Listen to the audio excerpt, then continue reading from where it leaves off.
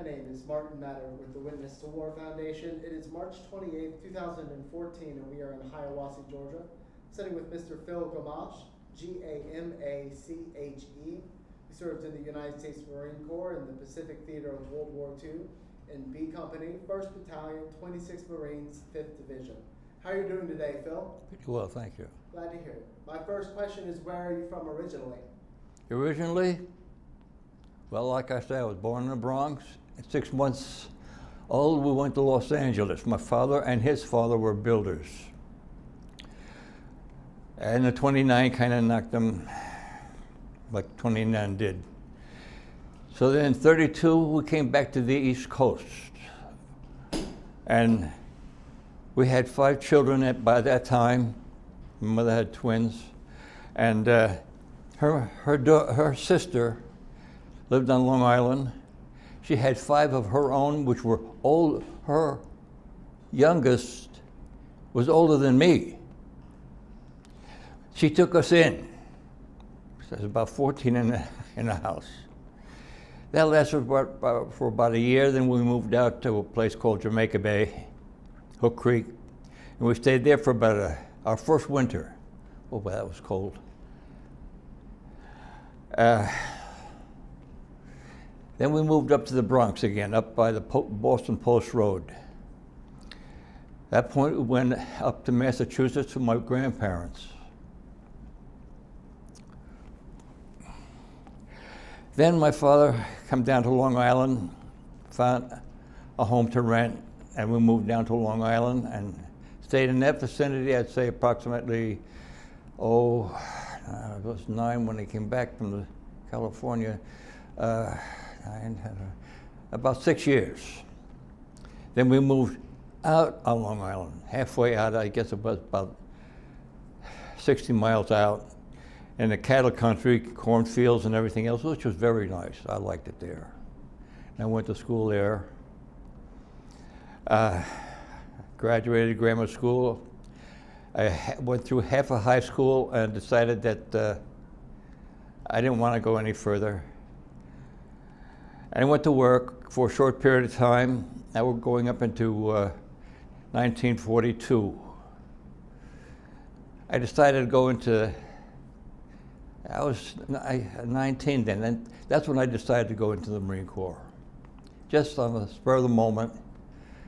The draft was calling up men and everything else, and I said, I don't want to go into the draft, I want to go where it's warm. And the Marines are mostly in the Pacific, so I said, I'm going to go in the Pacific. Which I was sent out to the West Coast and joined the 5th Division when it was being formed. All right, we trained for 6 months, and at that point, the 3rd Marine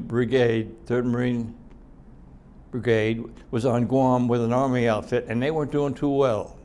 So we were detached from the 5th Division, and the 26th was sent out to help on Guam. Well, by the time we got to Pearl Harbor, they had things pretty well in hand on Guam, so we went up to a camp on a Parker Ranch. They had a big cattle ranch there. And we went to a Camp Tarawa. Now, if you remember, Tarawa was a very, very hazardous operation. For one thing, the Navy hadn't prepared the landing sites too well. Actually, Tarawa was a big landing strip between Australia and the States, and it was essential that it be taken. The boats, the Higgins boats, had to let their ramps down almost 400 or 500 yards offshore and wade in waist deep. And that's where the Japs had their field day. Well, once I did get into the beach, there was a big bulkhead there. So I'd say that a beach was maybe 15 yards wide, and then you get a bulkhead. So naturally, that's where you're headed. And you work your way, they worked their way up, but it was a very, very hazardous operation just for the airfield. So they had to get the airfield, which they did. Now, a prominent movie star, which I can't remember right now, was in the Navy, and he was on Higgins boats around the pier. Now this is a prominent star. I would say at this point he was middle age. I know his name, but I just can't recall.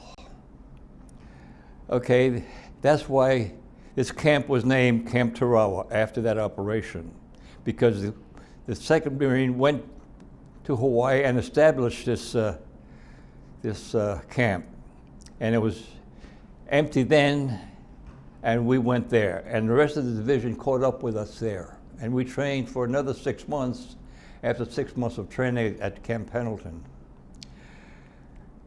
And then we were told we were about to go on an operation which they wouldn't tell us. And around December, it was raining in Hawaii, and we're down, and a lot of Marines helped load ships and unload ships. Now they weren't really the line company Marines. They were attached units. I don't know what they were called, but they mostly stayed on the beach with the Navy parties on the beach. But when they were needed, they would stand up on the lines, just as cooks and bakers, truck drivers, where they were needed, they were taken off their duty and put on the line with us. Well, when we did hit the beach, it was like what everybody knows, this black sand.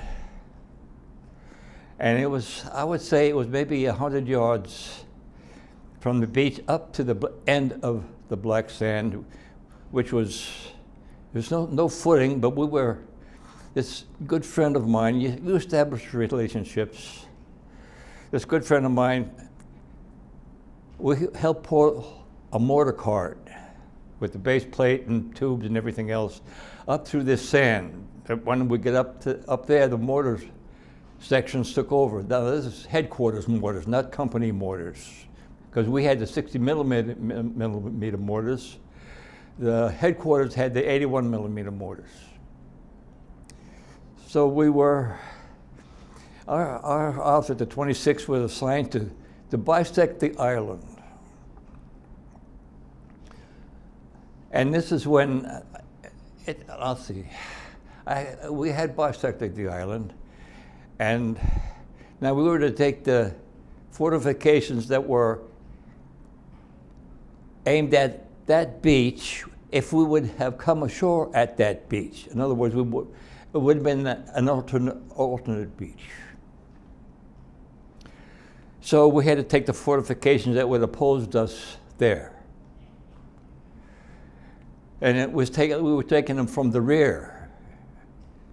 It's a little different than when you're opposing them. Well, I guess we went up the beach towards the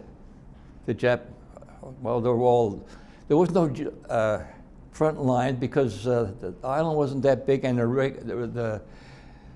the terrain was very, very rough.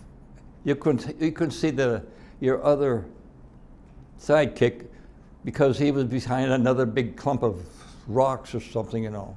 So you didn't know who was there or whatever. We went from the beach inland, and we were there after the first airfield was taken. In other words, we were at the very, very end and down low from the airfield. Okay, I don't know how long we were there. Let's say a day, maybe less. We heard the plane taking off.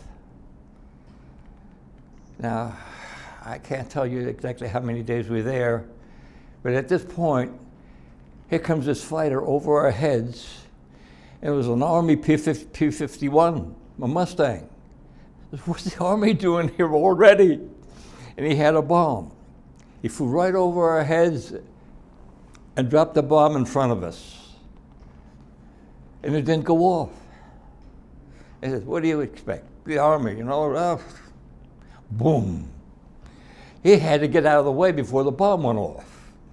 And it was far enough away from us not to hurt us. So that's why it didn't go off when it hit the ground, delayed action. That was the only one that did that day. So now we're in this pretty rough country. By the beaches, it was relatively flat, but when you got closer to the middle of the island, it was very, very rough. It was like these gulches out west, you know, where water would run when it was really raining and dry but they were like 10 feet high and maybe 10 feet wide. And they were all over the place. You didn't know when anybody was coming out. So one day we entered a gulch and they called a halt. Now it was like this and I was here. The gulch went around like this. I couldn't see him and I couldn't see him and I was here. And I stopped and I'm kneeling down and I'm looking and I'm more or less, you want to call it startled, but there was a Jap in a hole, not a whole hole, a broad hole, to take a body laying down. And he was laying there with a wound in his cheek facing away from me. And he had his rifle across his lap. And I stood there looking at him for 15 minutes, at least 15 minutes. He didn't make a move. He didn't make a move. He must have been scared. He must have been scared. But he didn't make a move. And I observed him more. But I seen him breathing. I seen his chest going up and down. So I stepped back and observed him again. And now we're getting ready to move out. So I shot him through the helmet. And blood came out of his mouth. So he was dead. And we were moving up now. And we were replacing an outfit on a line. We had to infiltrate to their foxholes. So we wouldn't get hit because it was a touchy kind of a situation. So we were, right in front of the foxhole was a dead Marine. I mean, like he was 2-3 feet away from us. They would call down, anybody who wants pineapple juice, go to company headquarters. Do you know that everybody infiltrated back to headquarters to get some pineapple juice and had to come back and infiltrate back to your foxhole? Let's see. Okay, then I'm trying to think now, I'm losing my concentration.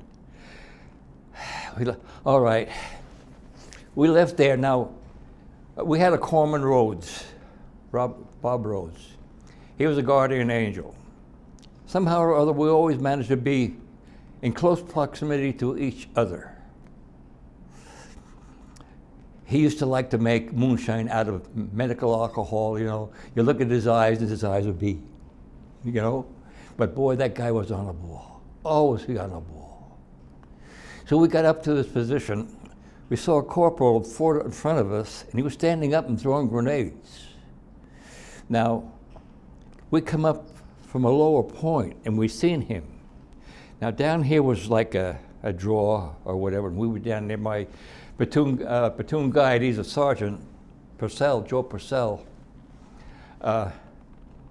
This guy shot again and shot right through Purcell's helmet, went through the helmet and down his back. Now, we don't know if he was hurt, if it went partially in his back or once took the course that his back took. Boy, they send him back to company headquarters, Battalion A Station. Now there was somebody from some other outfit. Now we're not B Company as B Company was. We're scattered. We're scattered, depending on the situation. You go here, you go there, you go there. Another guy from another company is next to you. That's the way it goes. You do not maintain what do you say? The company is not maintained as a company because you don't know where the shots are coming from or whatever, or mortar's going to be. And if a mortar's flying over here, a guy might go that way, might go that way, and never wind up with the company again. But wherever he is, he's with them guys. And that's the way it is, because when you train as units. Like a squad would have three fire teams. Each one was 4 men, a corporal, a BAR man, an assistant BAR man, and a rifleman. The rifleman was basically to protect the BAR man and his carrier, because they had a lot of ammunition, and the corporal was to place the men. Most of the time, he wasn't even around, you placed yourself. And most of the time, the guys you're with, you've never seen before. The companies get broken up. They get broken up. And you're training as 4-man units. It doesn't work for the same reason. But you try to keep the BAR man and a rifleman there for protection, because that's a lot of firepower, a BAR. The Japanese had what they call an ambu. That was similar to a BAR, but it was a 25 caliber as opposed to our 30 caliber. So, okay, soon as he threw this grenade, he got killed. He was, say, 20 feet away from us. Then Purcell got shot through the helmet. Eddie Gerace, one of the guys from our outfit, was ready to throw a grenade and was shot right through the arm. The grenade fell down with the pin pulled. This corporal, incidentally, at that point, had not been killed. Now, this corporal grabbed this grenade and threw it. Now, this, in its case, anybody of authority had seen this man pick up this live grenade and throw it, would have been a Congressional Medal of Honor winner. Nobody of any rate, sergeant or above or whatever, seen it, and he was dead, no award. And he would have gotten an award picking up a live grenade and throwing it. And that's when he got killed. Then I was kneeling with another guy from another company, front to front, like this, and I was getting grenades from him. And the shot came again and shot him right through the throat. And his head was going like this, and he was dead. And I got blood all over me. Well, now all that was left was Rhodes, the corpsman, which was in back of this guy that was shot through the neck, and he pulled him back because he was treating the guy with the shot that was shot through the arm. So I told Rhodes, we better get the hell out of here. We're next.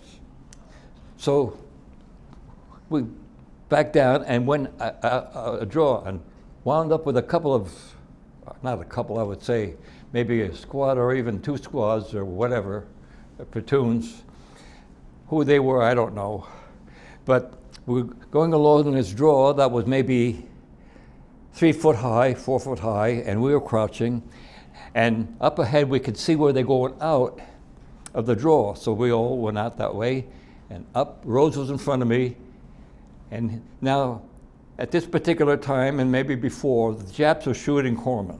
Okay, the corpsmen had their cross, whatever, but now the corpsmen were carrying rifles. They basically had a pistol on their hip, a .45. That was their prime weapon. So he's running in front of me. As he comes back like this, he got shot right through the arm. He held onto his rifle, but we were heading towards a big bowl, a big mound of dirt or rock or whatever. That was our point where we were going. We got back there, so I dressed his arm. He told me what to do, because 2 hands, you need 2 hands to dress. I had 2 hands. He told me what to do. He had his kit there and everything else. And I said, go, Rhodes, get back to the battalion aid station. He says, oh no, he says, I'm staying. He's got his rifle in his arm, and this is his arm that's been hit, and he wouldn't leave. So then we kept going, like from the middle island. At this point, we were paralleling the line and going towards the beach. and we were coming around what we called a nose from a draw, high draw. And we're coming around and going like this, away, this time, away from the beach. Now, a shot came from over here and hit a man in the hand in the column over there. But this fella, Andy Bennett, him and I seen where the shot came from, one shot. So we both took off this angle from the shot to get to where it came from, but not get shot going.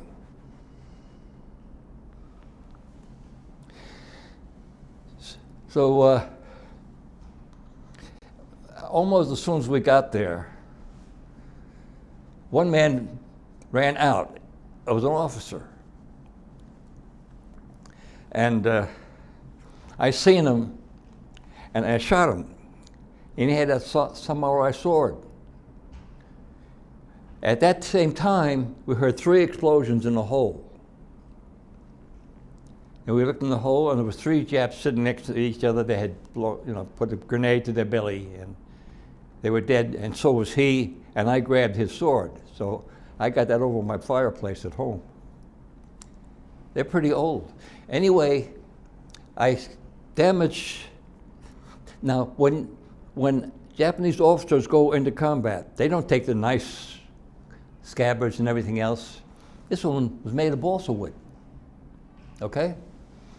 And they'd take all the ribbons off their swords and everything else.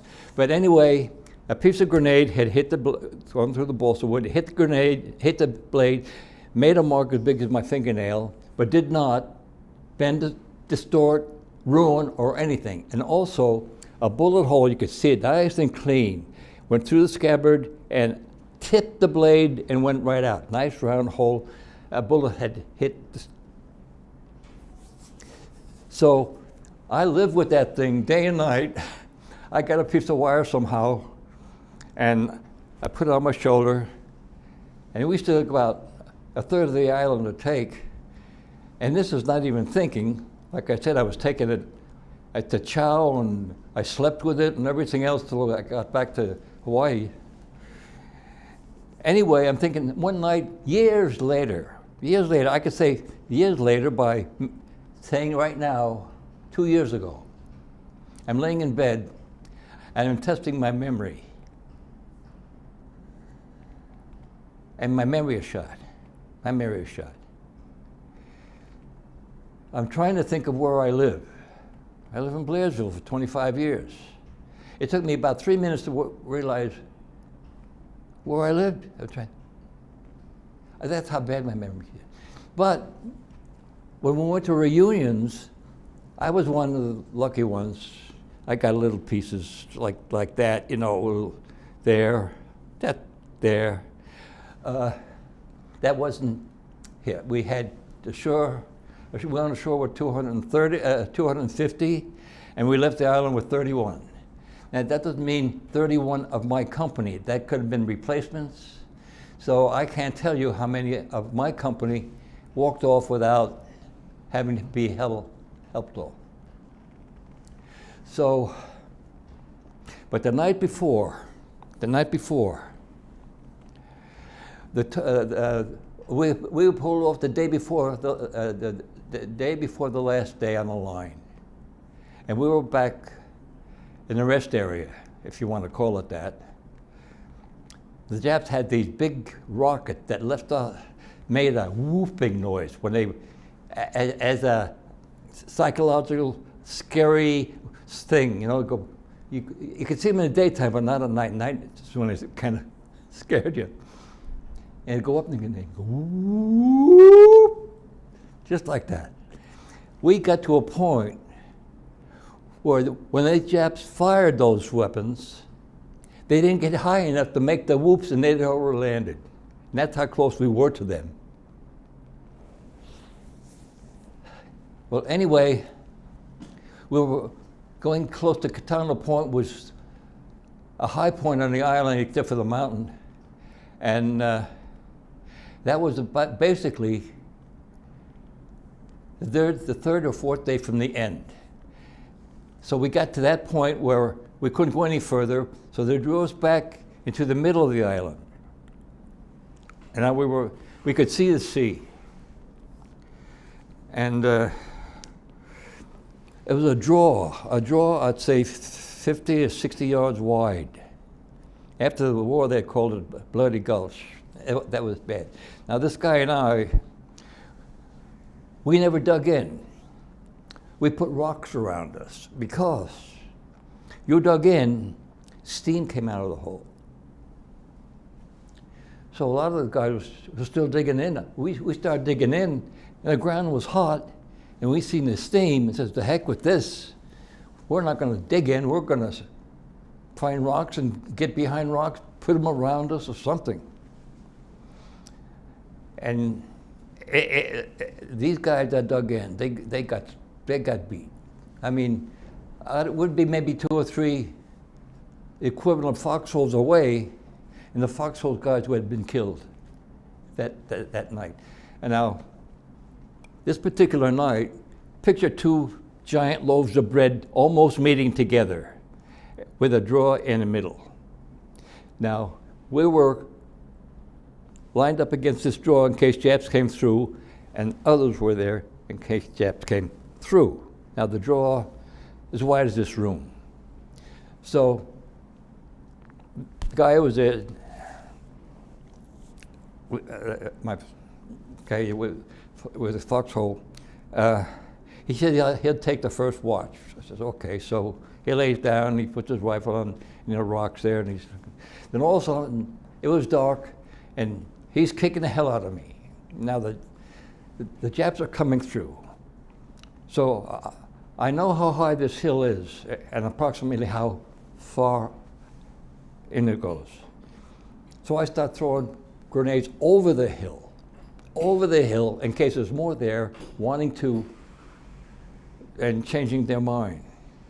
But one's coming through, Abbott, this guy, his name was Abbott, he's seeing them and getting them. So after I threw the grenades I had, there weren't many more coming through. So a good thing I had a good supply of grenades, because I think that stopped them from coming through. Anyway, that's the night. The next morning after we found a guy that had dug in had made a mistake.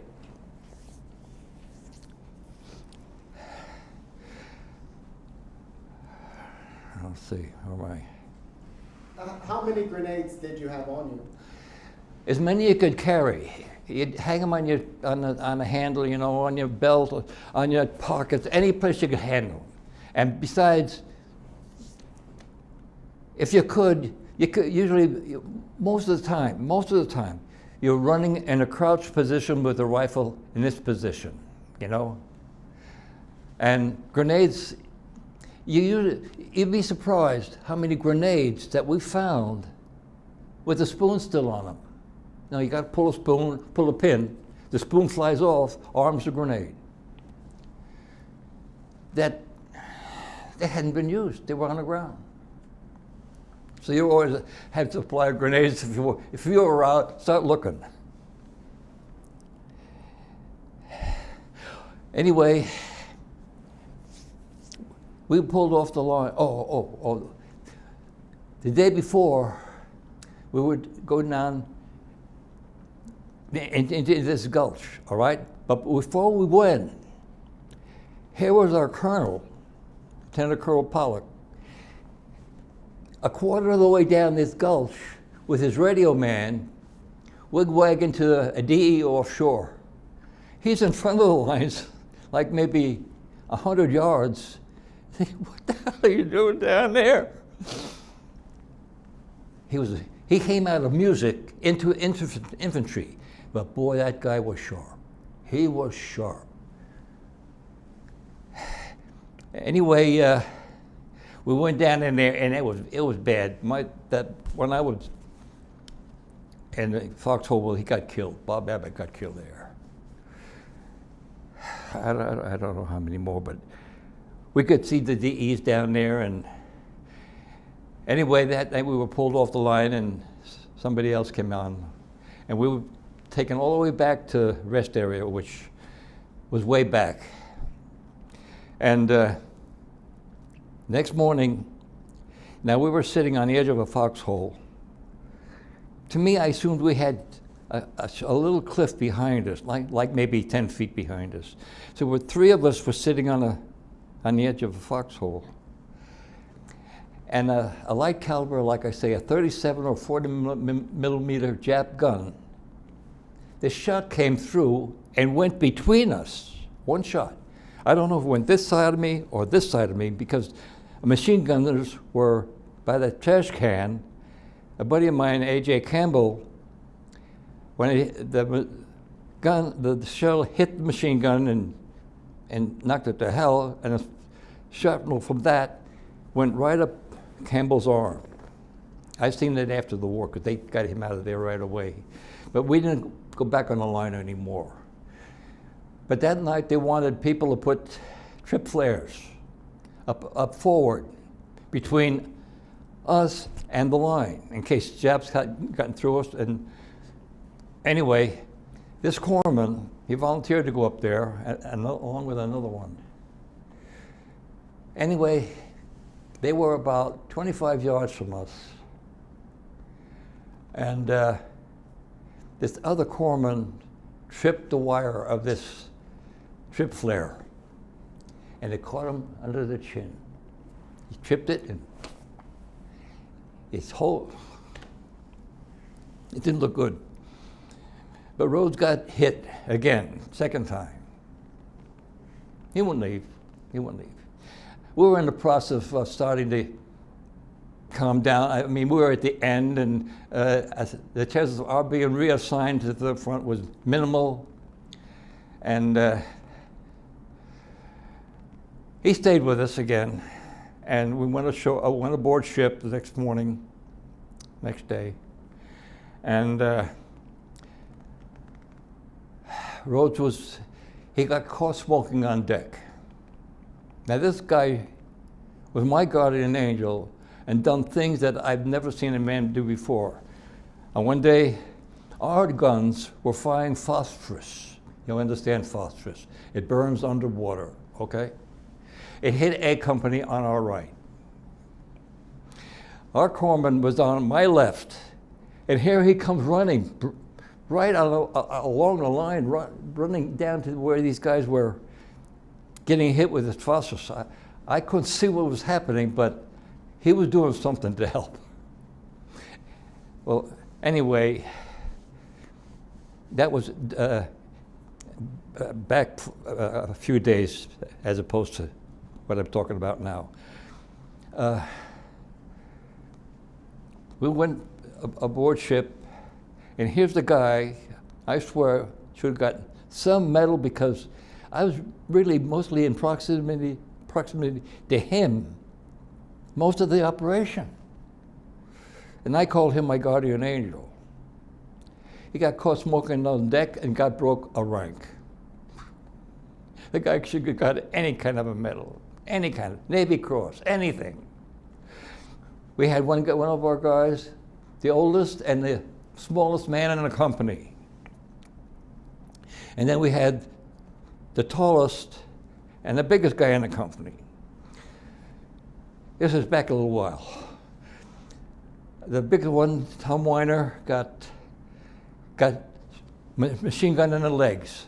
So this little guy, seeing it, went out there, grabbed him, pulled him back, got him to the battalion aid station, came back on the line, and got hit with the machine gun. Same one. They got him aboard ship, and they were going to take his leg off. And then he's saying, "You take my leg off, I give up my religion."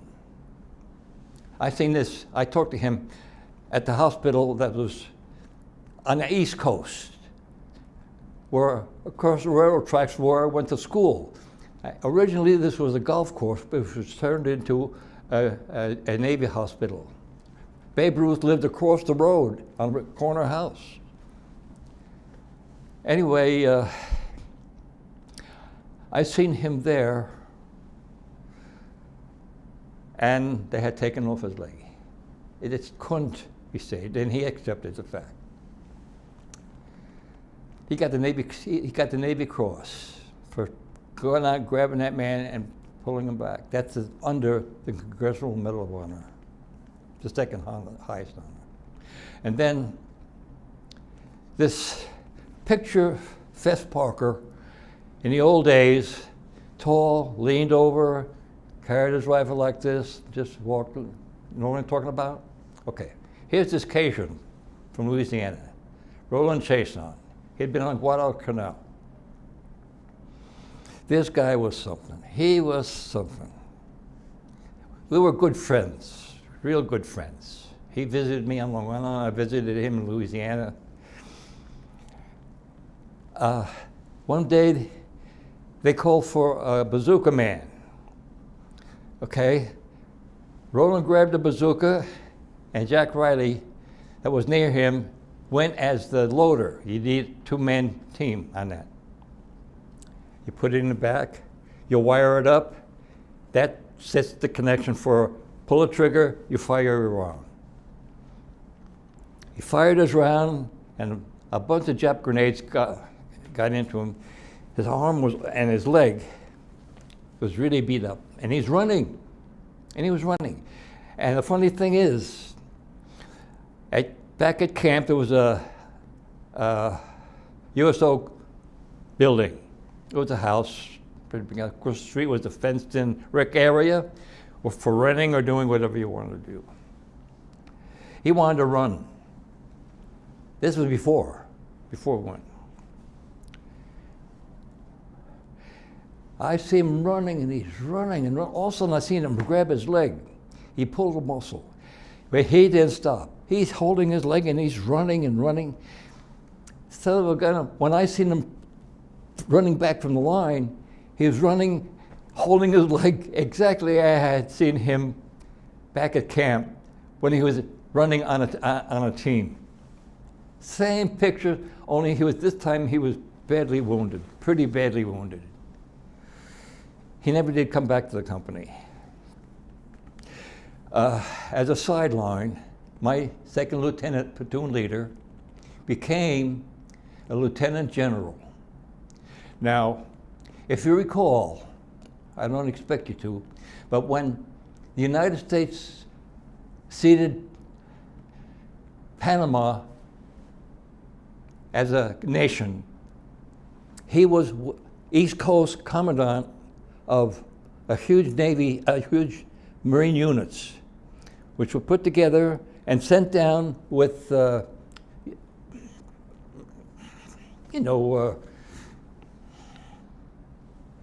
think of it.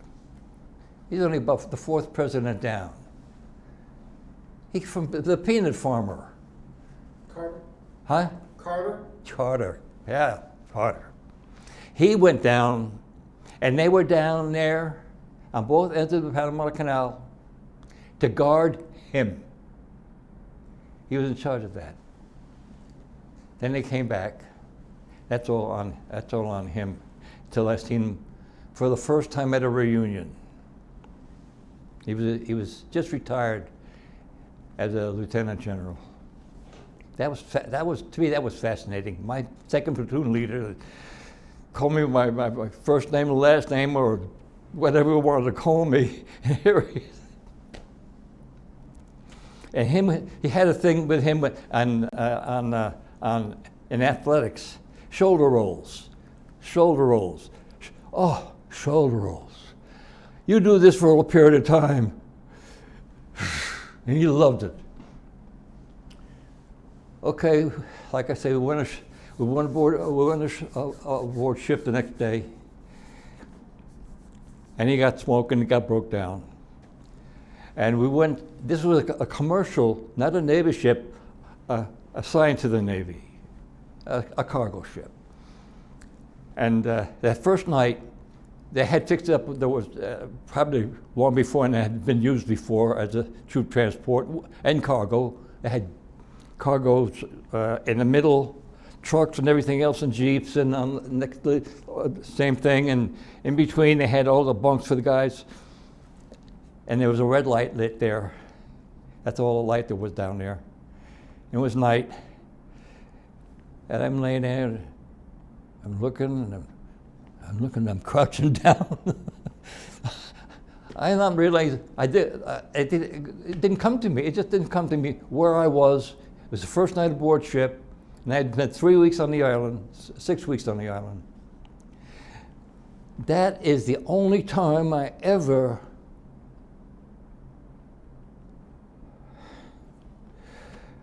spooked, in a dream, in a nightmare, or anything. To this day, I have never had a nightmare or a dream about Iwo.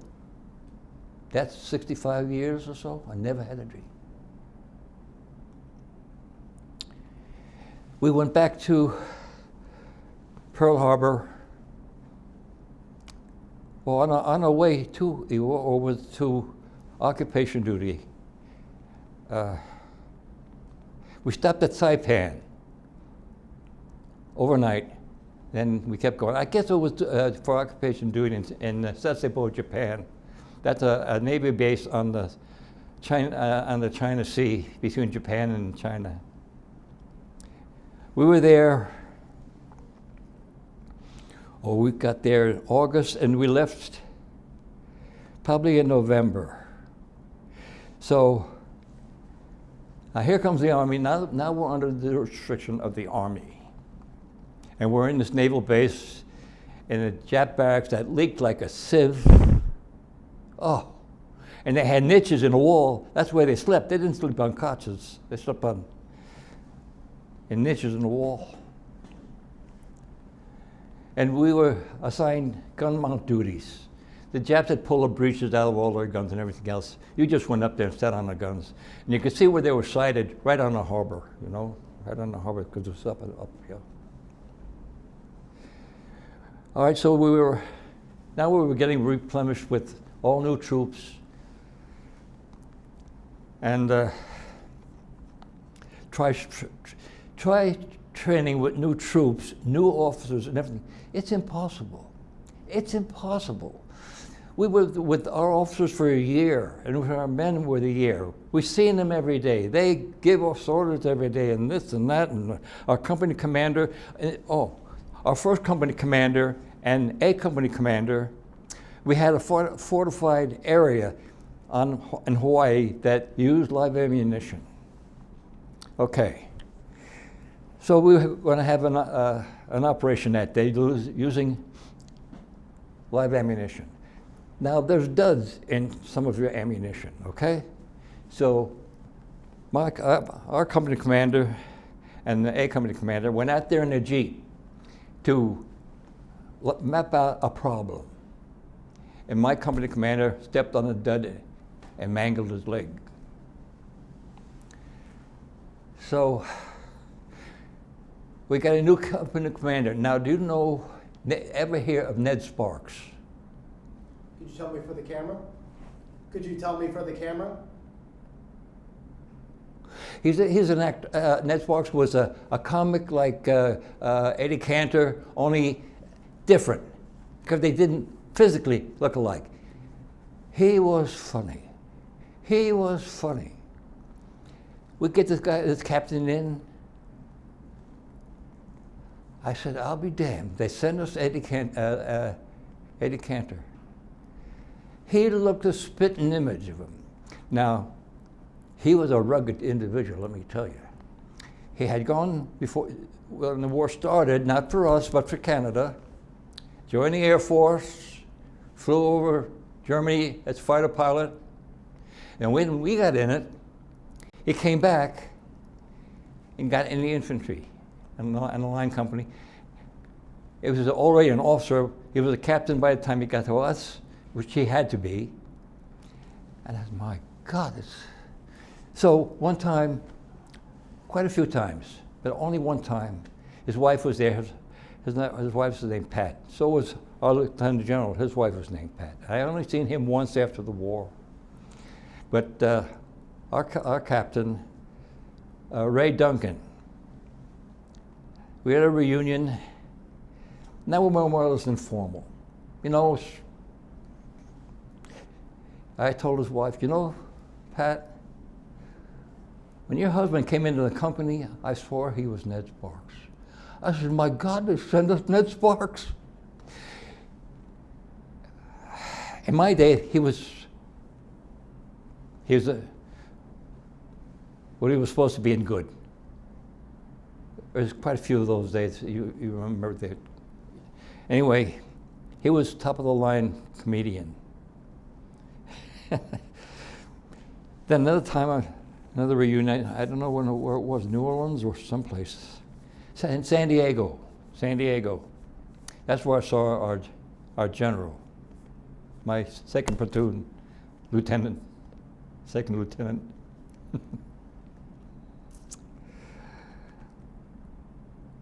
He seemed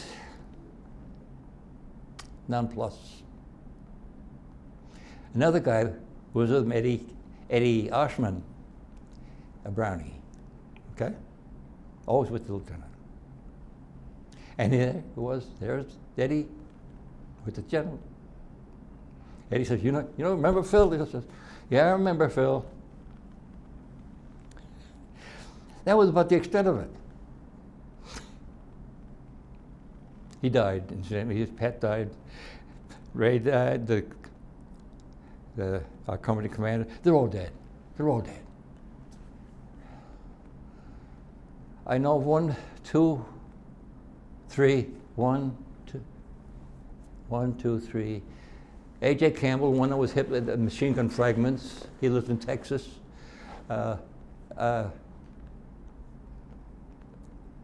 Bennett and Andy Bennett that was with me when we got the sword. Him and I went after that.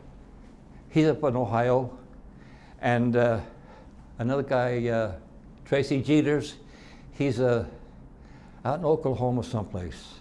We call back and forth once in a while. Jeters and I. And now I've gone to Roland Jason's home in Louisiana. He was him and his father were shrimp catchers, I'll put it that way. They fished for shrimp.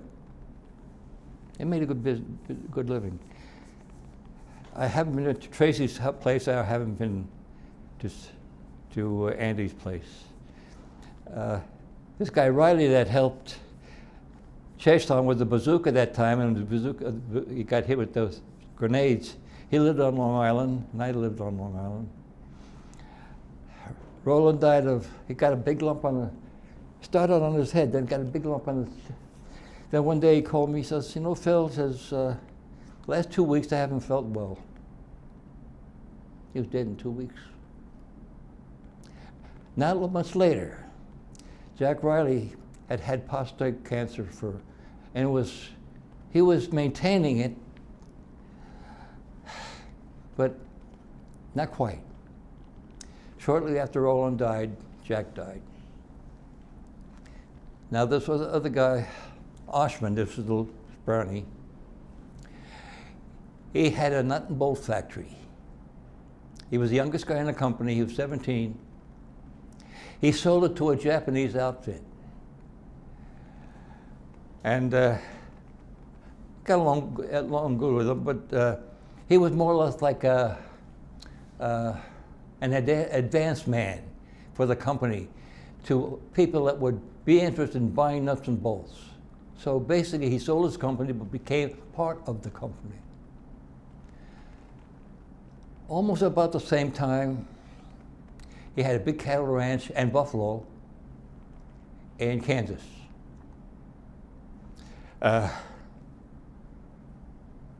He fell down the stairs one time, and Frankie was his wife, they called her Frankie. She was nice, she was real nice.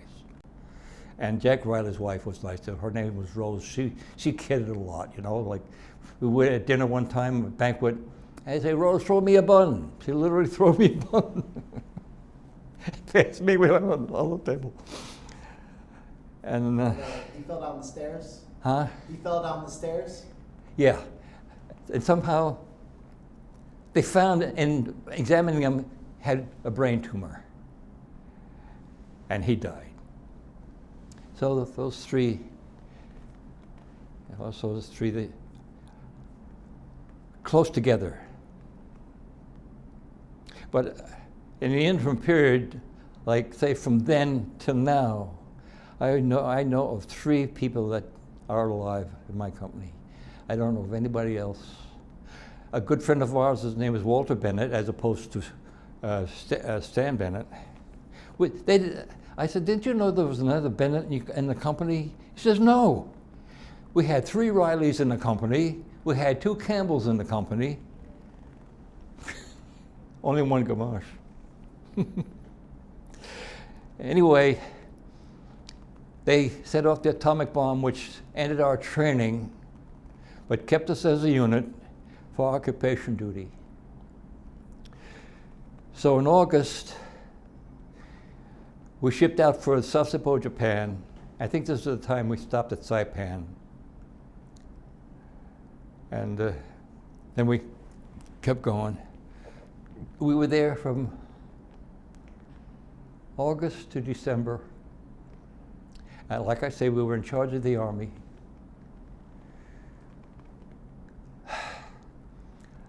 All of a sudden they decided they're going to break out all the gear that you would need for the winter. Okay? Everybody met in this hall, lined up in front of gear. Overcoats, everything, blankets, you name it, winter clothing. That's what was for show. We went out of the hall, never seen that gear again.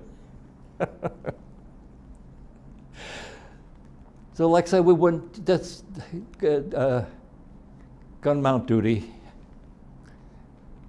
I know and they knew that they weren't coming back, but they assumed maybe, knowing the Japanese, they may be taking his breechers with them, and I'd come back, put the breechers in the guns, and fire down at us and at the base. So the breechers were all gone. It was a nice church way up on a hill, Catholic church. It was on the skyline of Sasebo. The first day we come in, we came in on a seaplane ramp. Now, we were going to land for combat. We were going to land as occupation troops. Same place. No sense changing it. We were going to land on a seaplane ramp. We went ahead of a chance. There was buildings all around us. In fact, there was a railroad track going into the side of a building. God knows what was in there, or what we would have meant. The reverse, you know. Anyway, going from there, went in columns, marching down the main road, clean as a whistle, all the trash and garbage. They'd been bombed numerous times. And here's this one poor Japanese policeman at each intersection. I don't know what he thought we were going to do to him. He must have been, when he seen us coming, he must have died. We weren't going to hurt him. We had no intention. I might have waved to him for God's sake, you know. But one time going up to the gun mount, we passed these little Jap houses, and little old ladies were out there, and we're waving to them, you know, and they're waving back, and they had fans, and they come running over and giving us fans.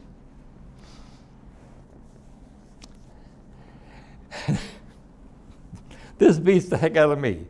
We wouldn't use the Japanese latrines. We're down in a hole, okay? A hole, cliffs there, and then over here was this for the cars to go through, down to here, Japanese latrines here, there.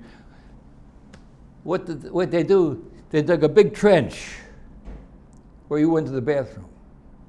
Up on the cliff there was girls and women and men and all watching us. There was one guy, a Japanese.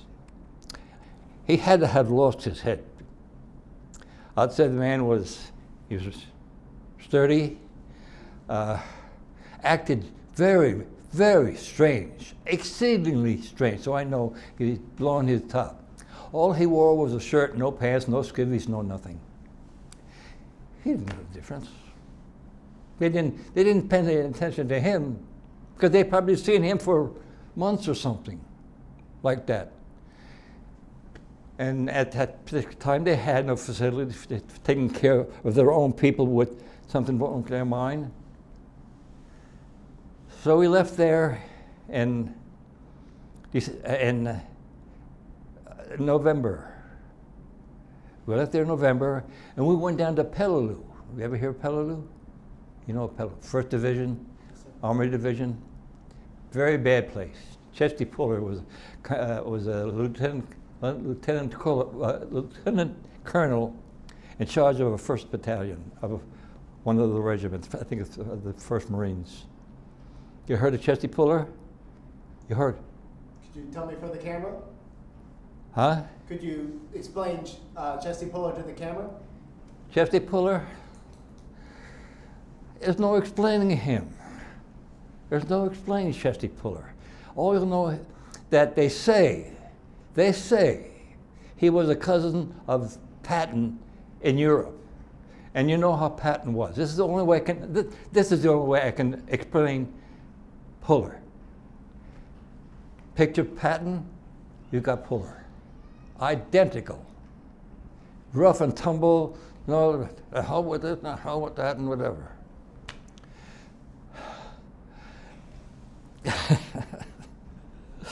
But they had a bad time. That was a bad, bad operation. That was a bad operation. Well, they sent us down there. The Army left. The Army was there. They left. We came in. They had their own PX. Now, they built around Japanese radio stations. The walls were that thick. And you can see where battleships had really hit the wall and made holes this big. And right next to that, there was a tower. 100-foot tower, 4 legs. Now they're built all around this, Quonset huts, everything. The damn thing only had 3 legs. It's built next to a tower with 3 legs, it's supposed to have 4. Mag 11, that's Marine Air Group 11 was stationed on the island. And it was like a peninsula between the big part of the island, a peninsula, a draw, let's call it a draw, as a peninsula ends, I think. Anyway, it connected to a bigger part, smaller than this. But that was a sub-base, our sub-base. Quonset huts and whatever. Send guys out there, had to have guard duty. The war's over, but there were still Japs on Peleliu. They had a Jap compound there lit up all night. The Japs were in there prisoners, and others were basically not bothering us or anybody. So they left them alone. What they would do was raid the warehouses where there was food. If you want food, take the food. Stay away from us. And they did. They ate out of our own food stocks.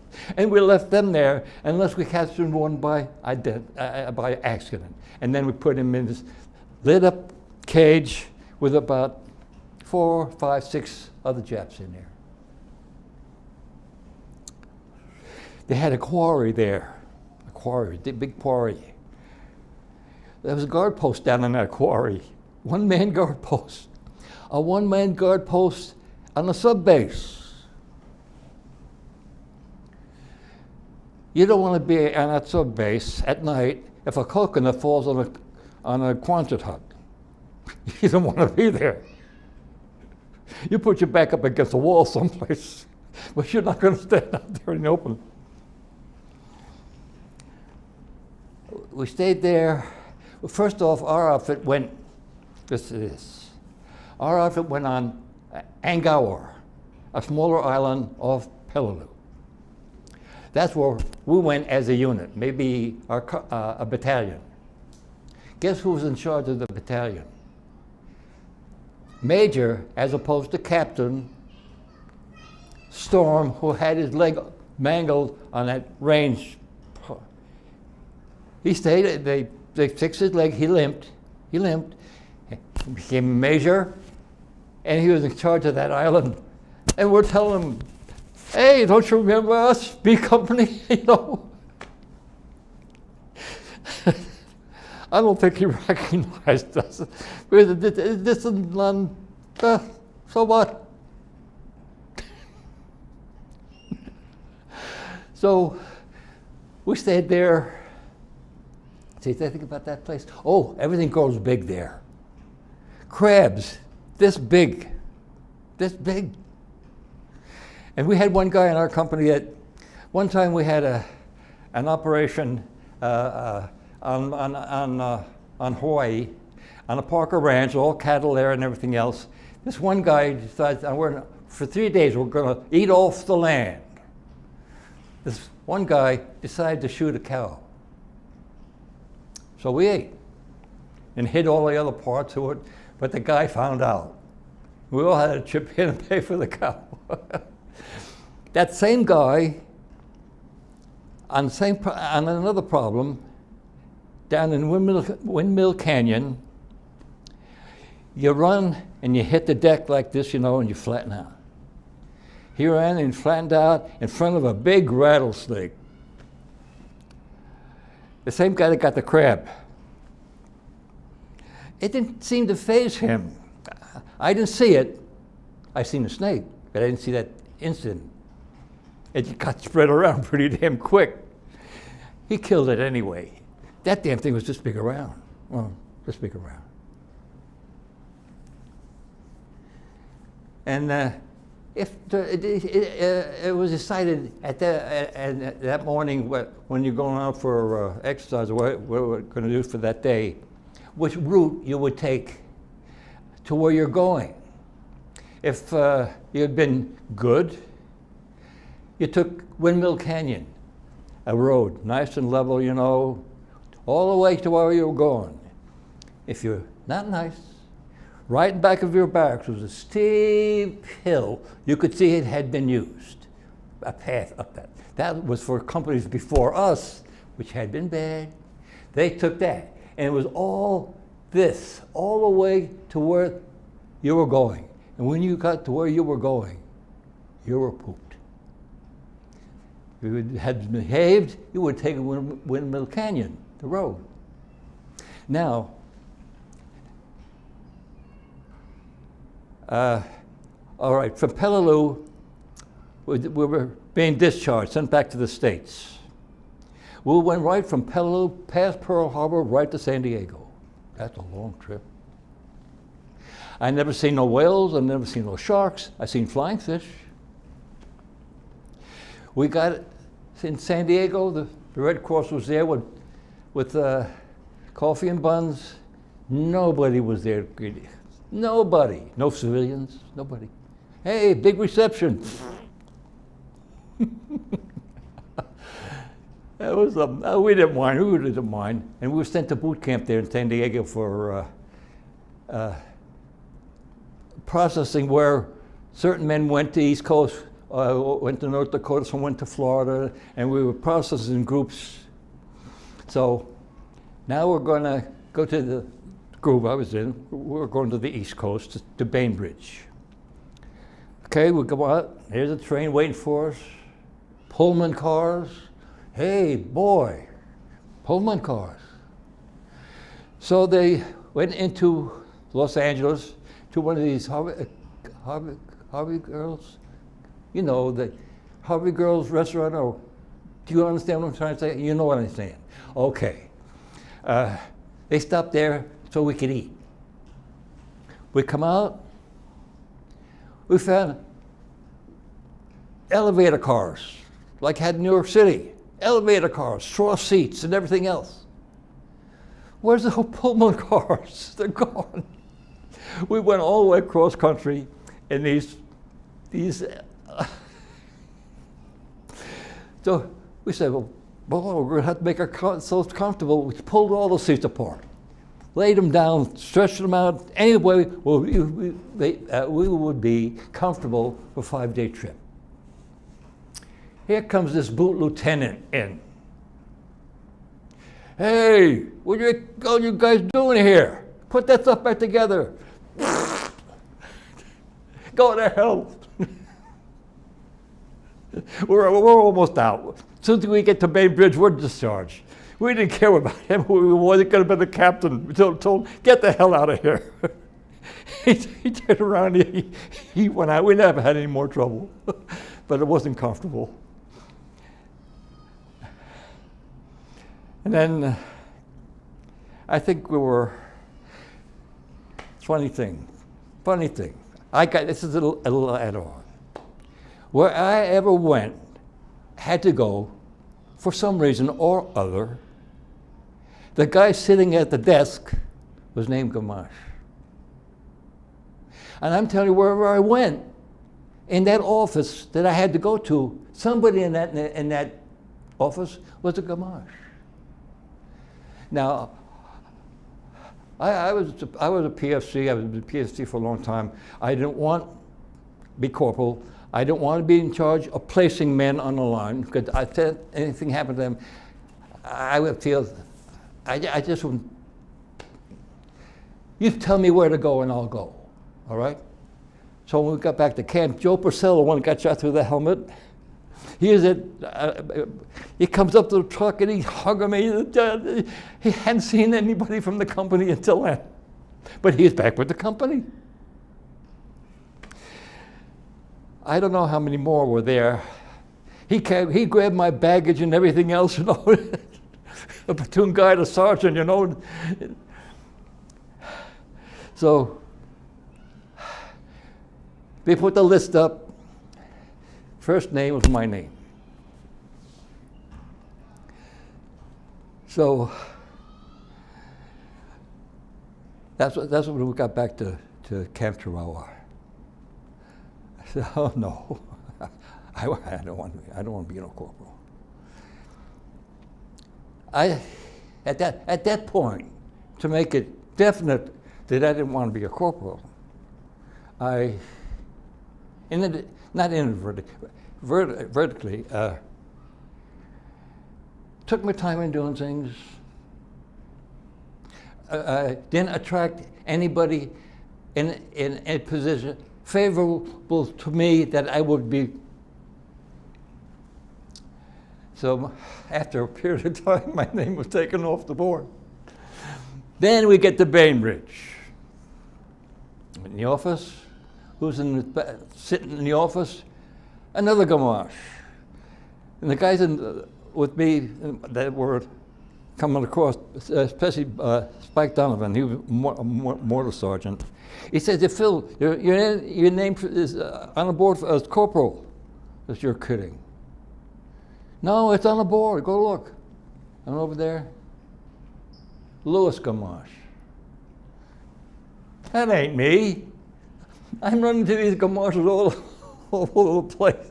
And I had never heard my name anyplace else when I got in the Marine Corps. So then, when we got all new gear, for what?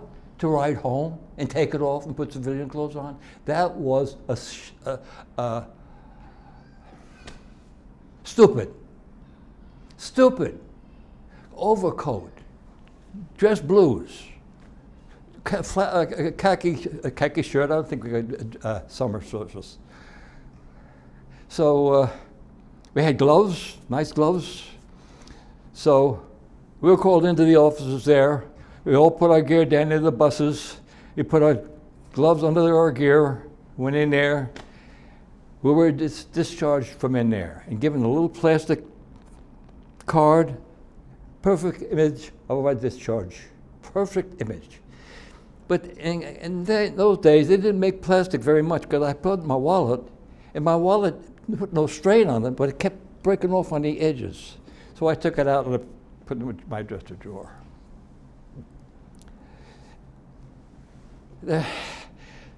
And Spike Donovan and I, we went north. We took the same train. I go from New York, and he went on to Buffalo, Boston. I know it's Boston. Then, in '48, started the reunions, of which nobody knew what was going to happen, how it was planned. Wives yes, wives no. Everybody was there, no wives. And it's that, I don't know if I told you, with that hotel, Plaza, something, Philadelphia. The Legionnaire's disease, remember that time? That was our first reunion. But that was, the Legionnaire's disease was years later. Never went back to the hotel again. But then, all over the country, hotels were begging for us to come in. They'd get in charge of whoever's in charge of, hey, we'll do this and we'll do that, and this and that and this and that, and food on there was a room they called, what did they call it? It was a get-together room when you're not doing anything. Like a hospitality suite? A hospitality room, that's it. And they had all kinds of food, not dinner food, lunch-type food, you know. They had beer.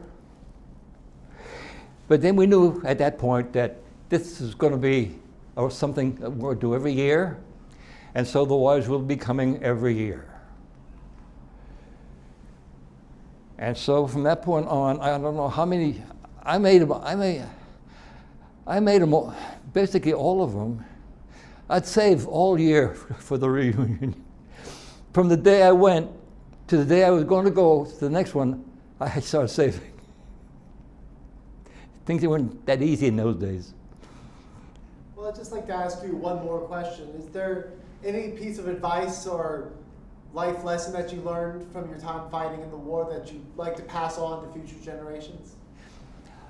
All I could tell them was to not listen to how you should act or how you should, what formation should be formed to act in a specific way. Because once that team of 4, which I described to you, went in combat and got in a mortar barrage, you may never see that guy again. He may be on the other side of the island because you went this way, he went that way. Now you don't go looking for each other, okay? So now you're with them. You may find another guy later on. Hey, another guy from B comes, hey, you're still alive. And don't, because this little formation, which is adequate and plausible, but not, no, I should say not plausible, not plausible. Because 2 little things, which are really not little, could shatter you. It could kill one of you, another one went this way, your BR man went this way, your assistant barman's down there with most of your ammunition, and the rifleman said, hey, where did they go? And I don't see the corporal around, and I see some guys over there, I'll go over there. You know? If it was made to work, each squad had 3 units. So 9 units in 3 squads, which made a platoon. Which you had your platoon sergeant, you had your second lieutenant, you had your platoon guide, which was the sergeant that got shot through the head, and each squad was a sergeant, and each unit was a corporal head.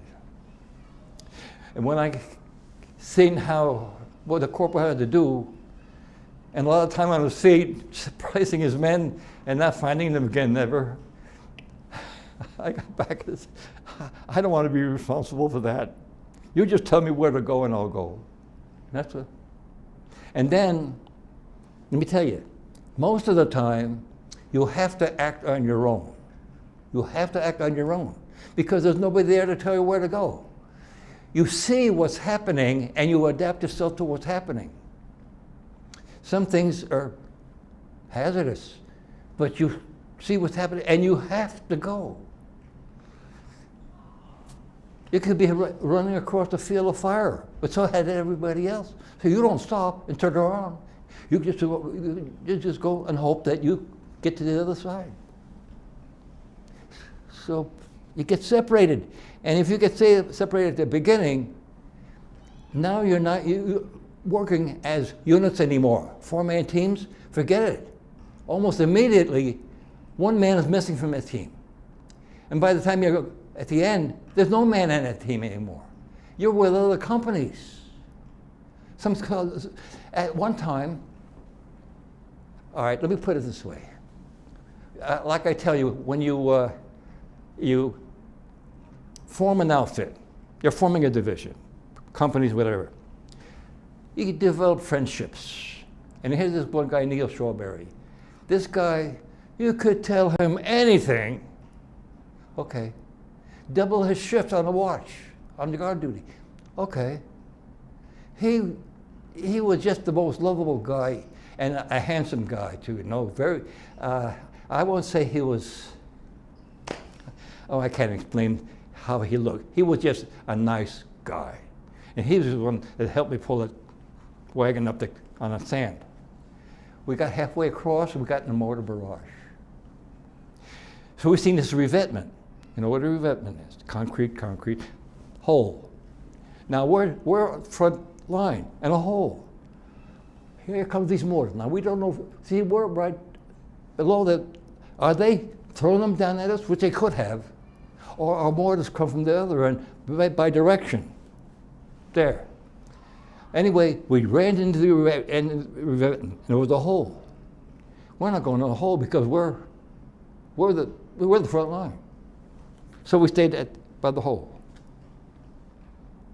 And the mortar comes down. All of a sudden, now Neil and I are shoulder to shoulder, physically touching. Here comes this piece of shrapnel from a mortar and killed him. Got him right in the groin and killed him. Well, I'd never been in combat. This kind of shook me up. But Chason was there. I didn't see him. He heard that mortar go off, and here it comes with another. And he seen Neil there. He picked him up, disappeared. A little while later, Chason comes back. He says, Neil died. I was shook up. I mean, I didn't go out of my head. I absorbed it inside. I didn't know the show, but it was there. And then, this is just the beginning.